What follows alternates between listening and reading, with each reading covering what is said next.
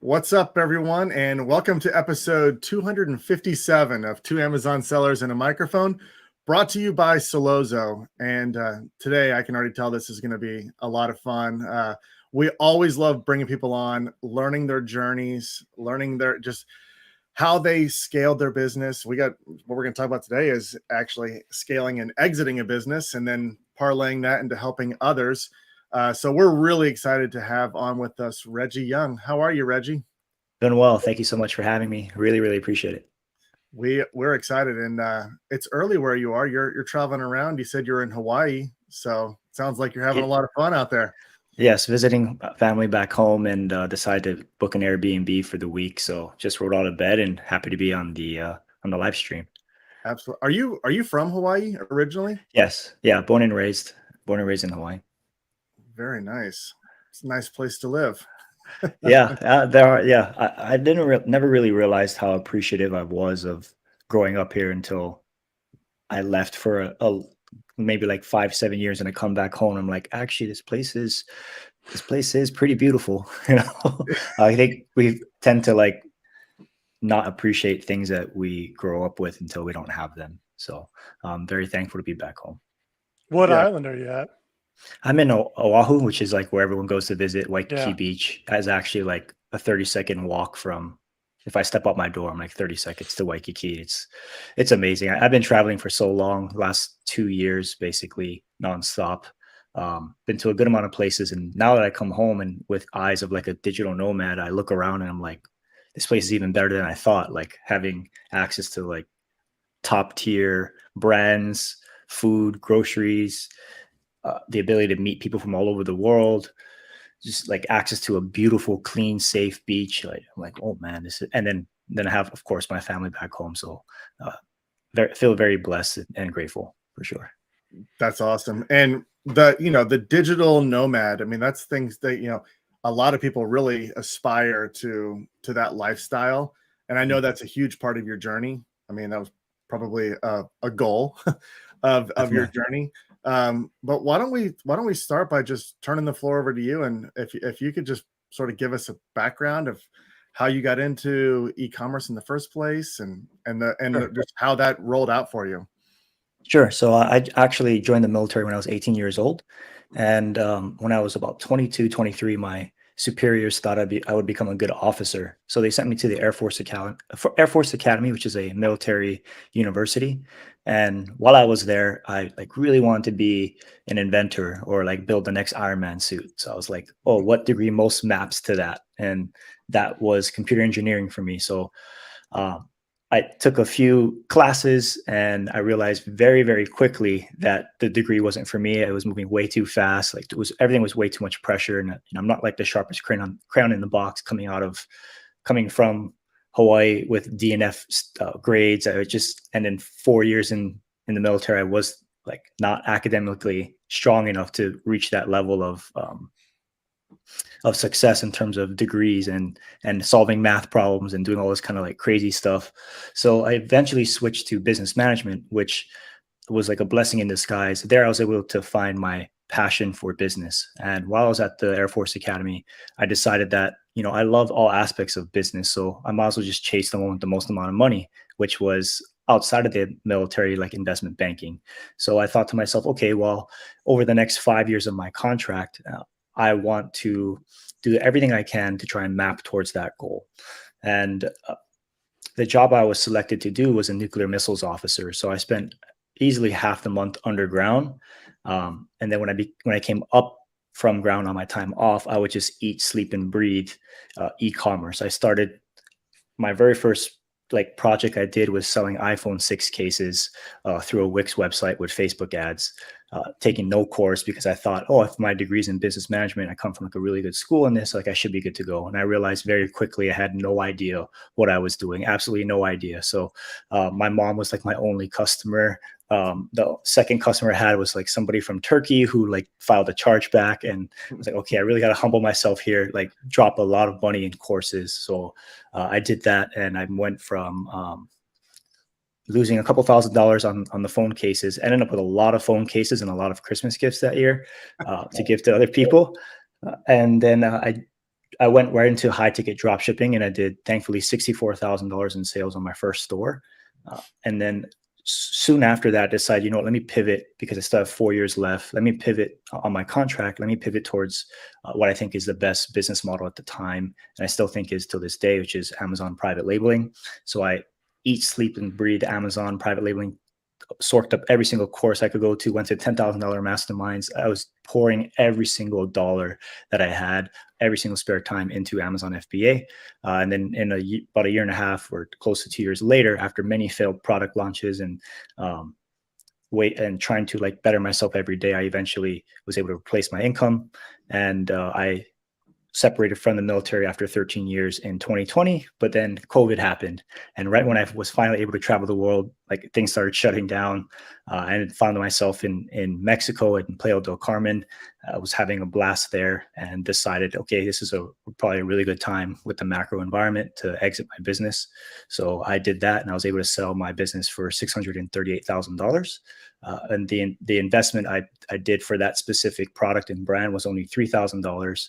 And the money I was making over the lifetime of that brand, plus the exit, was over $800,000. So I was like super blessed, super excited to have done that. And since having done that, I have continued to kind of consult for other businesses, which I was doing all the while. Consulted for some big aggregators, managed some of their top brands. And I decided soon after that, what I wanted to do is really give back to entrepreneurs. I thought to myself, hey, I remember how tough it was for me, like how easy people made it seem, and then how hard it was for me, and how much money I was pouring into education, and like learning all the tips and tricks, the masterminds, all these things. And I made a promise to myself, if I ever kind of reached a certain level of success, I would give back to the entrepreneurs. So I kind of created like a course vault library of everything I possibly know into a really small subscription, and just jam packed it with value. And now I'm just trying to share that with other entrepreneurs out there, while continuing to be an operator first and having my hands on operating Amazon businesses, as I feel like that's my primary skill set. So that's a little bit about me. Yeah, a lot of stuff there real quick Yeah. to cover. There's a lot moving there. You mentioned you were working underground, quote unquote underground, but you came out and you were looking at e-commerce, and you did the cell phone cases. Where did you find e-commerce? Like, how did that interest you? Is this a YouTube channel, some family Yeah, member? I think it was a blog post, actually. A blog post. All I was really trying to do was bolster my resume for investment banking. I was stuck in North Dakota in a small town of like 10,000 people, and I couldn't at the time. It was like, go to the best school for your MBA as you possibly could. And I couldn't, like, even online schools weren't really a big thing there. Legitimate online schools that investment banks would find authoritative. So all I was trying to do was bolster my resume under the section that says like additional interests. I was going to say, start a little business. So I just Googled stuff, watched a couple of YouTube videos, and people kept saying, e-commerce. And I was like, okay, which one, what type? And I had a lower risk tolerance back then. So that's why I got into drop shipping, and then eventually private label. You mentioned big ticket. How big a ticket are we talking here? Like, what kind of items were you drop shipping? Yeah, so the store I was drop shipping was crossbows, and my average order value was a little over $2,000. And now I'm in a partnership store with my mentor at the time, now a close friend, and I don't want to say what we drop ship now, but we drop ship items that are above $30,000. So it gets in. Which has its own. Well, that really helps, like your ad spend. I mean, you could really you could spend some ads, right? If you get one sale. Definitely, you get a lot of margin to play around with. And thankfully, his primary skill set. This is like a mentor of mine, which is kind of like interesting because when I first met him and I have somewhat similar backgrounds, both being from Hawaii. I met him through a coaching course, and eventually just asked him, like, I had paid for private coaching. And I remember asking him one day, I was like, hey, how much is the average person actually making in this high ticket dropshipping? What are people actually doing? He's like, maybe a couple $1,000s a month, but very few people are actually making that in profit per month. And I'm like, well, what are you doing? He's like, well, we're selling a store right now, a coloring book store for, I think like $800,000 at the time. And I was like, hey, I'm free for the next like 4 years. Like, I want to learn. I'll do whatever you guys want. Like, I'll like clean the windows, whatever. And so I was doing Canva images for him to start out when Canva was brand new. basically 2015 time. And over time, he started bringing me on closer and closer, and we became friends. And then we kind of lost touch when I went to Amazon FBA. He was doing his own thing, and right before I sold my business, he reached back out to me, and we just started chatting. And then now we partner on a store together. So yeah, it's been a great ride, to be honest. Yeah, there's a lot there. That's cool. Yeah. I mean, I think the value of a mentor, I think anybody who's really trying to get into the space or whatever they're interested in, there's a lot of ways out there that you can make money, opposed to a 9-to-5 job or the military or anything else. But the impact of a mentor is just massive. And the way you approached it as well, where you're like, look, I just want to be around you. I'll do whatever. I think that's a stumbling block for a lot of people. I mean, it was for me too. I mean, I started this journey in e-commerce, not really reaching out to mentors initially, and probably that impacted how quickly I was able to grow, for sure. And so maybe you can touch more on just how important it is to really find somebody like a mentor. Yeah, I think they say it's a quote that I learned in business school, is your net worth is your network. And I've kind of, the more I network, the more I realize how important that is. Just getting close to people that you aspire to be, or aspects of what they've attained, whether it's financial or whatever, I think is very important. And there's different ways to get close to people, but the internet's changed the world, right? Back then in 2015, 2016, if you wanted access to key information, I had to pay for $4,000 courses, $10,000 masterminds. There weren't as many free value offerings going on. So I think now it's maybe not as important, but I think because you can absorb a mentor through a book, through a course, through a YouTube video, through a podcast.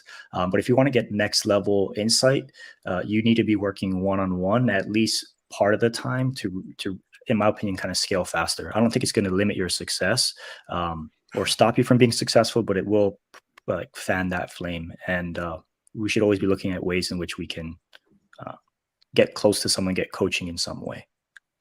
Everybody says private label's dead. There's not enough margin in it. It's too competitive. What's your thoughts on that? Yeah, I think, I heard the same thing about people always say that. The one way that I fully internalized it was on a podcast I heard a long time ago, is that everything works. Every business model works. If it's online and it has a ticket on it, it's working. So you just got to do it better than someone else. I do not think private label is dead. I think it's just changing on how we need to do it, right? We talk about rising PPC costs across the industry post-COVID. PPC has obviously gotten insanely more competitive. Well, then now you have to step up your game even more. And that means you have to pivot how you go after the type of products you would go towards and the type of campaigns you would probably structure differently than you would a year ago. But Amazon isn't going away. And once you decide on something that you love and that you truly want to go after, in my opinion, it shouldn't matter how competitive it is. It should matter how much do you want to dedicate to what you're actually working on. That to me is the real question people should be answering. Because if you're always going after the lowest hanging fruit, in my opinion, you'll never really be successful, because whoever's going after the lowest hanging fruit is going to be super motivated about that, and they're going to get to that fruit before you. So find something you're absolutely passionate about, that you feel intuitively that you should be working on and striving for. And that's, in my opinion, what someone should be pursuing. Exiting your business is kind of like a chore, I'll say. It's a process. You got to have the right data. They want reports. They want to see your projections. They want to see your SKU count. What was that process like for you when you went to exit? Yeah, thankfully I'd been, like I said, sleeping and breathing, not just Amazon, but business in general, because I love business. To me, it's like creation. It's the closest thing to creating and problem solving in your own way. So I had actually been educating myself on how to sell my business years before I even had a profitable product. Right? I was just consuming podcasts and things left and right. And one of the things I had always heard is you want to have strong documentation. So over the course of having failed multiple product launches, I was also building out a system and a skeleton to kind of keep things organized. So when I actually came to sell my business, I already had all my Google Drive folders nice and organized. I had invoice one, product cost, shipping costs, supplier, invoice two, all this stuff like photo, video, people from Fiverr, what the samples look like, the strength test, the samples, like all this stuff ready to go. So actually, when it came time to sell, I wasn't nearly as overwhelmed, although I was more overwhelmed than I thought I would be. When you do go to sell your business, you still have to operate. And normally there are functions in your business, at least for me, that I didn't want to fully outsource. Right now, I have a team of 10 virtual assistants. At the time, I had 2. But I still didn't trust my virtual assistants with some of the most critical aspects of my business, because I've seen other businesses fail by outsourcing things that shouldn't have been outsourced yet. So for me, it's that balance between keeping your hands on the wheel, staying organized, and knowing what's ahead of you so you can anticipate what to do next, but not outsourcing things completely. So for me, I feel very blessed in the way that I went about it, and just kind of educating myself throughout this process. So maybe, How long did it take to close? Close? I think it took about, from the time that the buyer actually, from the time, I mean, I sold in a very interesting time when COVID, and there's a ton of cash coming in, buying up brands. There still is. It's definitely slowed down, but for me, it took me about, from the time my business listed, I decided to sell it like the next day. People really want to pick up my business. I decided to sell it the next day to an all cash buyer. And that process took about 2 to 4 weeks, because normally any type of process, when you exit a business, you have due diligence.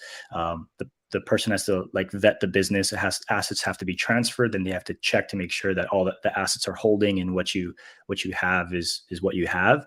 And then once everything's kind of good to go and the dust settles, which takes a week or 2 at least, and then funds and all that kind of stuff, you're talking about a month. And anyone who sells a business, now I've partnered and I've spoken to all the major aggregators, a lot of the smaller players, private cash buyers. At a minimum, you're talking at least 30 days close, and that kind of ties into, and I knew that going into it. So that ties into the whole roadmap of how to exit and when to exit. It is very important, because you want to make sure you're timing that with the high season of your product to make sure you're getting the highest valuation. All right. So what'd you buy? What'd you buy with that money? What was the first thing you yeah. bought? Yeah. What's pretty interesting is, like, when I was making all this money, I actually was just keeping it all cash in my account, because I was so afraid that it was going to fall apart, because I had so many failures before. So I was sitting on so much cash that when I spoke to my mentor, now friend, he was like, wait, you're sitting on all this cash? Like, what are you doing?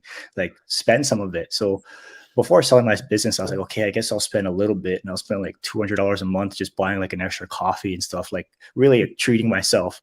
But when I sold my business, I made an Excel spreadsheet list of all the things I wanted to buy. So I was like, okay, buy a new laptop, buy this, and then after like $15,000, I'm like, okay, I mean, I could maybe buy a house if I want to, but I kind of don't want to do that right now. It doesn't make sense. So I actually invested in other businesses, in other products, and I basically removed all the chips from the table, invested in my team, scaled up from 2 virtual assistants to 10.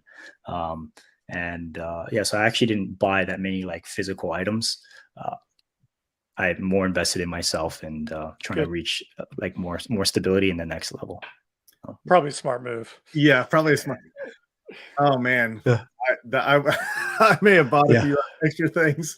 Yeah, I did buy some crypto, which hasn't gone so well. So we still have failures after, but I'm a long believer in crypto and the asset, so it'll come back.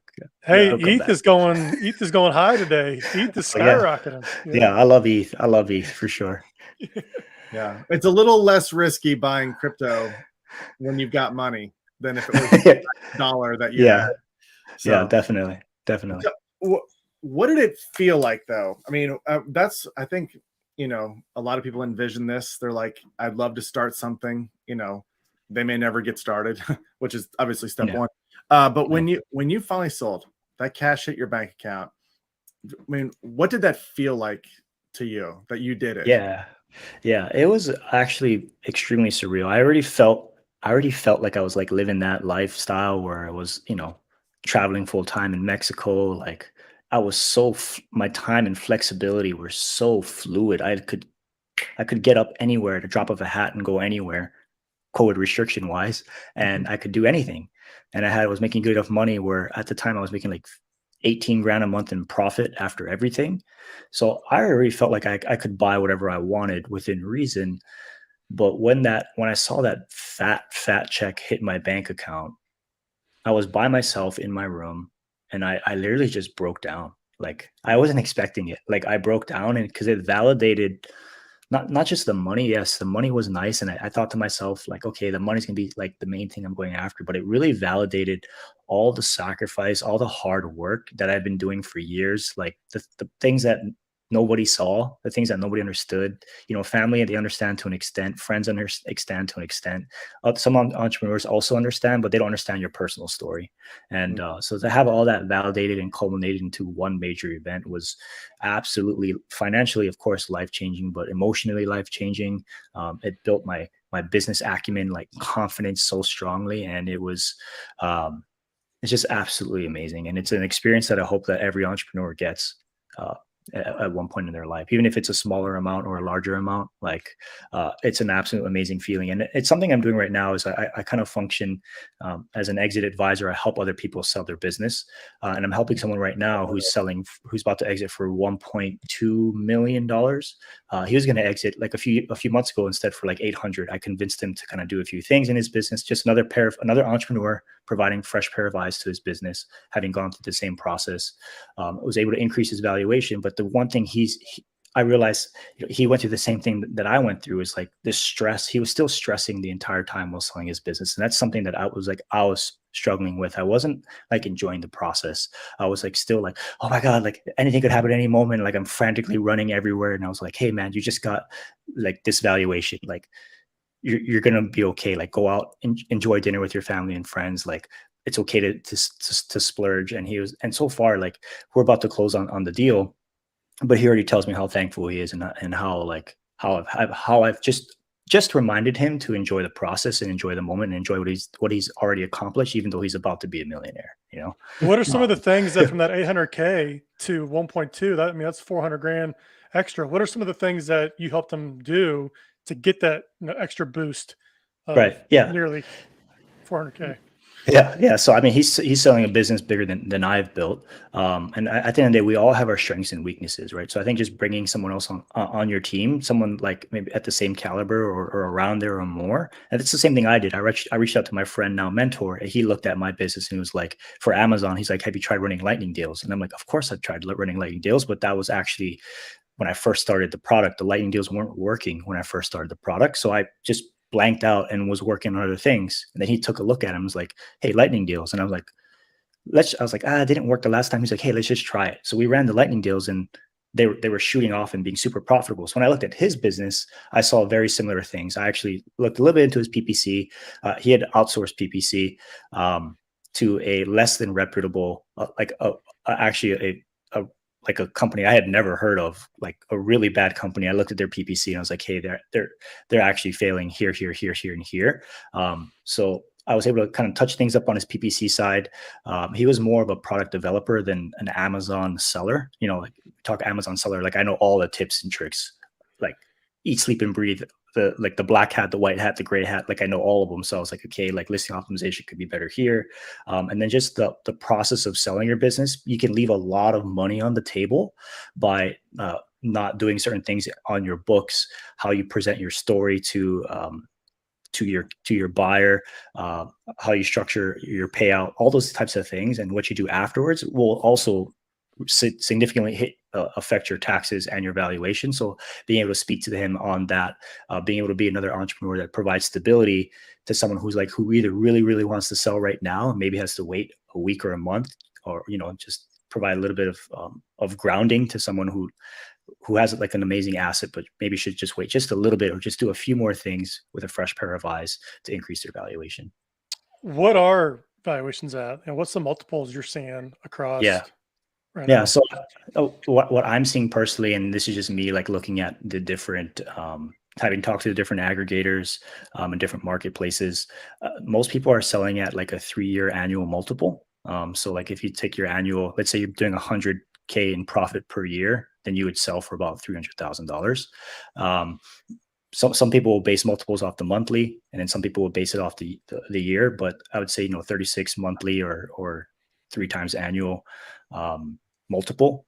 But to be honest, a lot of that really changes. And the biggest insight for me, having gone through this process, because when I sold my business, I actually reached out to like all the aggregate. This is before aggregators like were really in the scene, but I reached out to everyone, like everyone. I reached out to everyone, and I was like, okay, like can I get a valuation and this and that, and this and that, and I realized that people were giving me valuations all over the place. Like some people were like, "Oh, your business is worth 300,000." And thank God I didn't sell my business to the first person I talked to, you know. So this is kind of the reason why I'm doing it now, is because I realized like, oh crap, like people are actually not like taken advantage of, but it's a business. Selling your business is a business within a business. We may know how to rank on Amazon or do something, business related, but I had zero experience selling my business. Yes, I had educated myself a ton, but I actually had zero experience in the process itself. So having gone through that now, and also gone through it with the intention of building a network and kind of really understanding it, I feel like I have a really unique perspective that I can provide other entrepreneurs who are about to go through that process or are interested in going through that process. It's you want to get, and it's one thing I say, is you want to get more than one valuation. You actually want to get as many as you can, so you can kind of play the offers off one each other. Even though you may sign exclusivity agreements, you want to know the actual financial valuation of your business from more than just one person or more than just one company. It's great advice, for sure. Have you been following the progress of your business since you've sold it? Yes, yeah. Yeah. So I sold to an all cash buyer, like I think he was an 8 or 9 figure Amazon seller. The guy was a beast. He was just like, he literally like looked at my business like, yep, I want it. And he's like, I'll pay all cash and I'll give you 8 hours of coaching from a 8 or 9 figure seller. So I was like, and it was literally like the day after my business got listed. And before that, the person who was like on the call was like a fresh grad MBA student who'd never run a business in his life, asking me such the most basic MBA questions on a SWOT analysis. And I'm like, okay, I don't really feel like stability is there. The aggregator model is kind of falling apart a little bit. A lot of these big brands, big aggregators don't actually know how to operate like a scrappy entrepreneur does. So I felt really comfortable selling to another entrepreneur who'd been in the Amazon game. And I sold my business with about 17,000 reviews on my product. And I look now and I think last month he had 25,000. His BSR had dropped a little bit. He actually didn't scale out as much as I thought he would.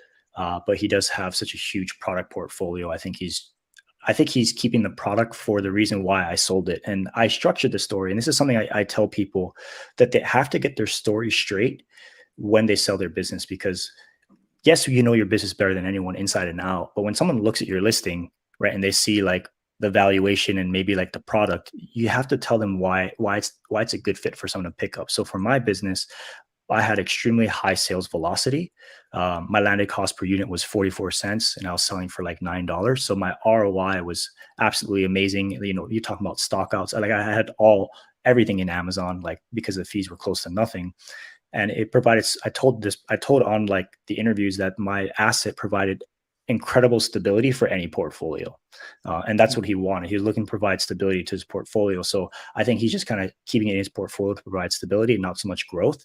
And it's part of the reason why I sold it, is because my product had capped out in the US market. When I looked at other markets like Canada, UK, Germany, search volume was like 200 monthly searches. So there wasn't really anywhere else I could take it other than retail and other than getting it branded by Disney. And I was like, I don't know how to do that. I have the email on who to get branding from, but the guy ain't answering me, like maybe you can try it.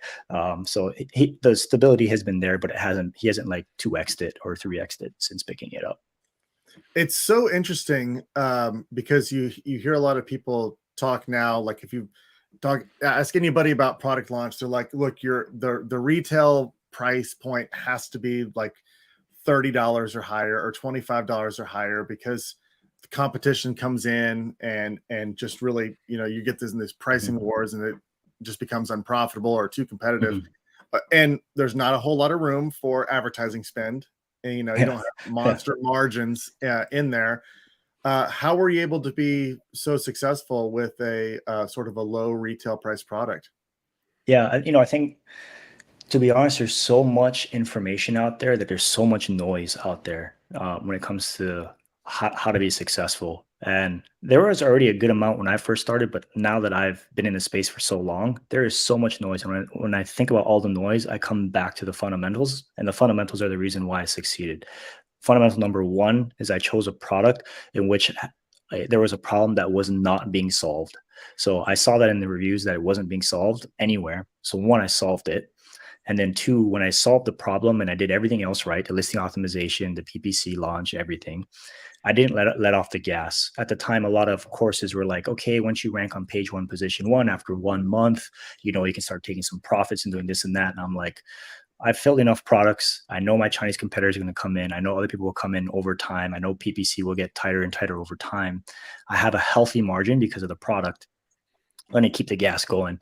And so I really cemented myself in that category. And having cemented myself in that category and having such a low landed cost, because I'm at 44 cents per unit landed. Okay, if a Chinese manufacturer comes in at half the cost, that's a difference of like 20 something cents. Like they really can't compete, right? I have the stronger branding. I have, I'm native English speaker. And I'm first to take over this market. The market I got into actually had the average reviews was 2,000 reviews per ASIN when I got into the market, but it was like a little bit over a 4-star category. I had just solved the problem, and by solving the problem, all I did was, I'm not going to dive into in depth, but all I did was magnetize the product. And there's so many different ways to provide product differentiation. I have like a whole sheet of ways to differentiate a product, and the easiest way I would tell someone to learn about differentiation is just spend a couple of honest hours at Walmart, Target, and some big box stores, looking at every single product on the shelf and asking yourself why this product is better than that product, and just make a list. And over time, your differentiation muscle will get so strong that you'll look at a niche and be like, oh, Velcro, oh, change it to velvet. And you don't have to do this whole like big thing. You can actually solve pretty big problems very quickly by using solutions other people have done before, but just bringing it to a new category. We've all three started. It was all about lightweight, shoebox, Right. Over $20. Those were all like the kind of stipulations. What are you seeing with product research? Like what's your criteria now? How has that changed from when you first started? Yeah. For new sellers, I actually just go back to what I talked about before, which is product differentiation, because I say the stronger your differentiation, the more likely you are to have a profitable or sustainable product. So if your competition is really high, your differentiation has to be equally strong. And the example I give is like, if you want to compete with an iPhone, right? You can't just come up with another phone. You can't come up with an Android. You probably have to come up with one that like goes into VR and a super holographic, right? But like if you're going to sell AirPods Max case, then maybe your differentiation doesn't have to be AR and VR. So that's the example that I give for product selection: is focus on your differentiation more than anything, literally more than anything. Focus on your differentiation, and then probably like knowing what you're stepping into. So understanding like your actual financials of, okay, if my top competitors are doing this much per month, PPC looks like this, number of reviews look like this, what do my sales velocity has to look like? I actually created a calculator for free on my website. People can check out. That kind of helps you map and understand what budget you need to be in, because a lot of people actually fail because they don't have the correct budget. They don't order enough inventory quick enough. They don't understand their competition well enough. So they may get the differentiation right, but then they stock out way too quickly, send the signal to their competitors, and their competitors take over and adjust their listing appropriately. So differentiation number one. And then for me, now that I have more capital to use, I'm just going after more competitive products, so that I don't have to compete with other sellers. But now you have aggregators and a lot of big money and bigger brands in the space. But I realized after working for some of the biggest brands is they move extremely slow, and they have incredible gaps in their market that they're not looking at. So it's like the opportunity actually is still there. Like I would have thought they went away. I was managing a number one product for one of the biggest aggregators, in a really, really competitive beauty category. And I remember when I stepped into it, I was thinking to myself, like, well, I'm just a third party seller. Like I was selling like a pretty small, like kitchen product type of thing. And how can I compete in such a huge category? And I was You like, like let me the just garlic press? You were selling garlic yeah. presses? Is that what Oh, you're doing? yeah, it was more intense than garlic press. It was, Yeah. yeah, more intense than garlic press. And they're looking to me like, hey, let's turn this around. I spent a couple of hours looking at the listing, and I'm like, oh, actually, they're not ranking for their main keyword. Their PPC spend is extremely small relative to what it should be. This could be done better this way. So like really just there is opportunity in every single category. You just have to look hard enough at the problem and look at your differentiation. So many product categories out there. Like if you typed in water bottle 5 years ago into Amazon, the search results page looks different now than it did 5 years ago. Water jug, different. You can differentiate by design. There's so many different ways to differentiate. Of course, one in a niche that is maybe already like closer to a 4-star category than a 5-star category is better. But yeah, it really comes down, in my opinion, to differentiation and understanding what you're stepping into, right? You're not going to have a 4-year-old compete with pro players. So don't step into a pro player game. Look at the sandbox of other people who could be competing in those lower competitive categories. So much opportunity. I mean, I know we started with this question, like, is it still viable? Is it still a viable business? I mean, it's almost more viable now than ever. I mean, there's Mm-hmm. more people shopping on Amazon. It's incredible. The amount of research you can do is improving all the time. Yeah. But you're right about what you touched on it earlier. The fact that all the people that say it's dead, doesn't work. Those are the people that didn't put in the effort. They thought it was a get rich quick scheme. If I just buy 10,000 units of something and throw it up there, it's going to sell. I'm going to make a profit. It doesn't work out, so therefore Amazon's dead. And it's not true, because we talk to people all the time, every day. I mean, I just talked the other day with a couple of younger girls who started a clothing line, and they're killing it. Wow. Killing it. I mean, it's amazing. I mean, I think that's so anybody who's listening, you should definitely, your story, Reggie, is super inspiring. But the opportunity's there for anybody who puts in a lot of hard work. But I think that transitions, though, because just like you mentioned, you really got a degree in e-commerce just by working hard every day in it. Learning, failing, learning more, pivoting. And now you have the opportunity to work with some big brands. You're like, I think I have an expertise that's even better than what some of them are doing right now. And now you're transitioning to actually help other people. What does it feel like to be a consultant for somebody, or work with them, or have them go through your course and all your materials, and to see them succeed with your help?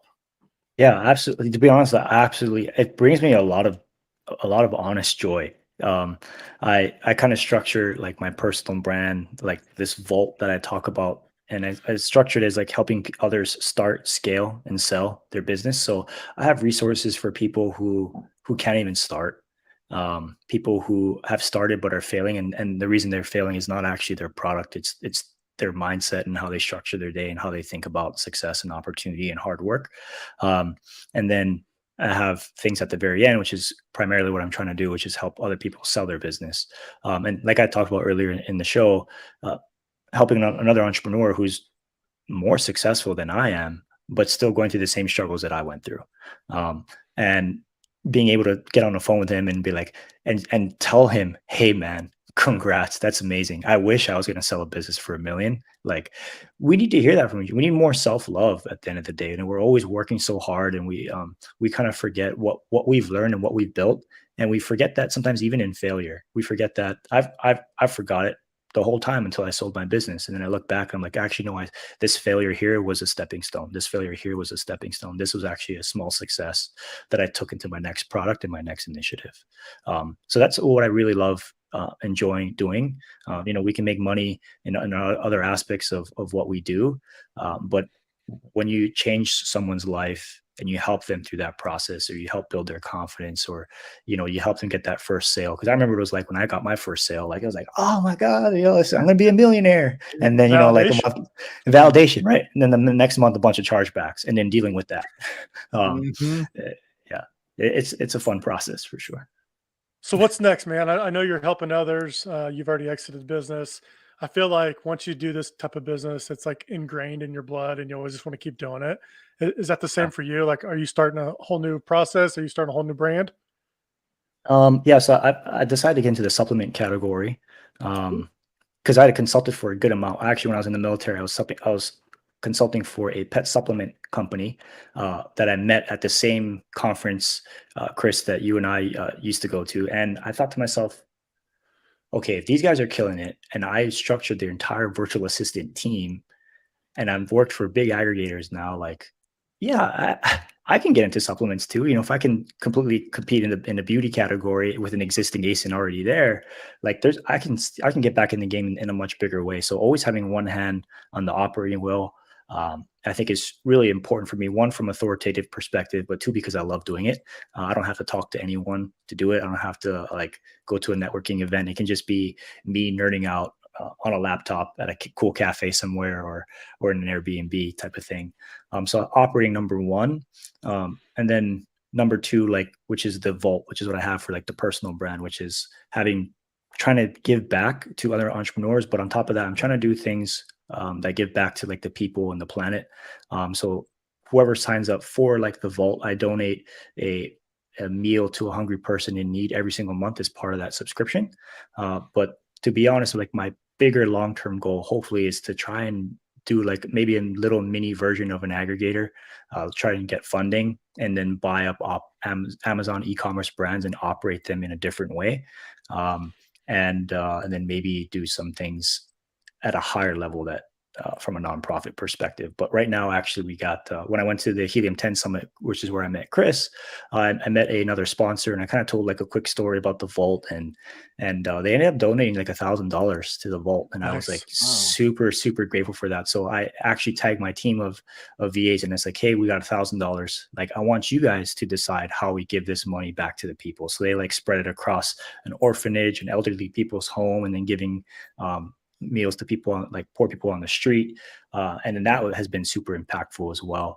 And they really appreciated that. They appreciated someone from America, like, caring more about than how many hours did you log in this week, having like a little bit of a stronger impact in their home country. So those are the things I'm working on now, and they're all problems that I love. So Reggie, you're inspiring, man.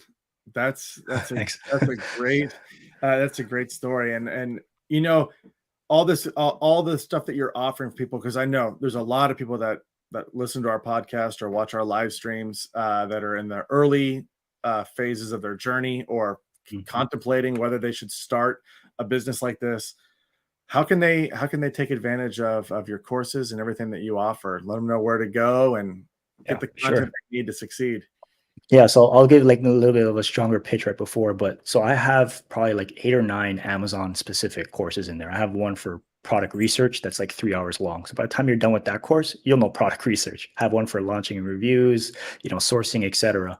And then I have resources for anyone who's doing e-commerce as a whole, because it's so hard now. In my opinion, it's kind of dangerous to take one 3-hour course and then start, in my opinion, right? Like, you don't want to, it's too expensive to mess up one time. It already was, but now it's even more expensive. So I put a lot of value in there. I also do monthly coaching.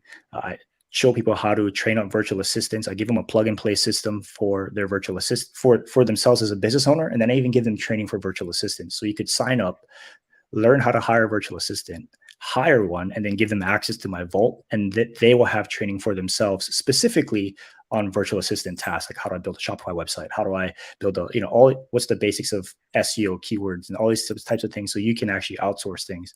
As a side note, one thing I was doing while I was learning Amazon FBA, at that point I was an officer in the Air Force, so I had more discretionary income, and I was living like a broke college student. So I was like, I can dedicate a few $100s a month to hiring a full-time VA, but I didn't trust them to do Amazon FBA. I was learning that. So what I did is I was like, KDP, Amazon Kindle books were up on the rise. And I was like, I understand Amazon titles, SEO enough. I understand fundamentals of product research and using a tool. Let me hire a VA, get used to using them, and then have them learn KDP by themselves and get profitable with it. And I did all that, put all those lessons into everything I've done so far into courses, So it's just a extremely good amount of value, and I charge $18 a month. And if you want, you can buy lifetime access, I think, for like $500 for everything for life, full updates. But if anyone's interested at all, they can go to reggieyoung.com/vault. And if for some reason $18 a month is not enough to get you moving, just, click the free pop-up if you want and get access to my resource sheet with a bunch of like overviews, coupons, Amazon launch checklists, all those types of things. So that's about it for the pitch. It's funny where we all start, right? Like we all start with like drop shipping, we Yeah. dabble into KDP, then we do some retail ARM and some online ARM. Yeah. All roads lead back to private label somehow. Yeah, I like that one. Yep, definitely. Man, that's awesome. $18 a month. That is, yeah, that's affordable. Yeah. I don't want to be. I'm sorry. Go ahead. No, okay. go ahead. I don't want to be an influencer, and I saw this happening while I was grinding it out over the years. I saw a lot of influencers come into the space, make millions of dollars selling a course, taking a photo of their ClickFunnels landing page course and calling it their success and their screenshots. And then when I sell my business, they reach out to me and ask me questions about all types of things, right? And I've seen this happen to a lot of influencers in the space, and I know it's a thing that people wonder about, and I don't want to be someone who makes more teaching than he does operating. And this is more of a passion project for me. I'm actually going to be doing is a good portion of the revenue that comes through here, I'm going to be pegging as bonuses for my team so that they feel like this brand lift in what they're doing. And of course, some stability for what I'm doing as well. So it's kind of like everybody wins opportunities, the way I'm trying to structure it. That's fantastic. I love it. Man, Reggie, we got to get you back on in the future. You've got a lot going on. So we'll definitely get you back on here we'll just call it "What's Up with Reggie." What's up with Reggie? Yeah, I mean, I'm fascinated. I feel like I could talk to you for hours and hours and hours. This is what it was like in that VIP room at the. I know. We just sat down and started talking. I know. I'm jealous that you met him, Chris, and not me. We're opposite sides of the conference, I guess. But it was good. Oh man. Yeah, but glad to have met you now, Reggie. And likewise. We'll definitely get you back on. Everyone needs to go check him out, reggieyoung.com. Look through everything that he has there. Sign up, spend that $18 a month. It'll change your life for sure. And again, Reggie, thanks so much. And thanks everyone for tuning in. We'll see you all next time. Have a good one. Awesome. Thank you for having me, everyone. Take care.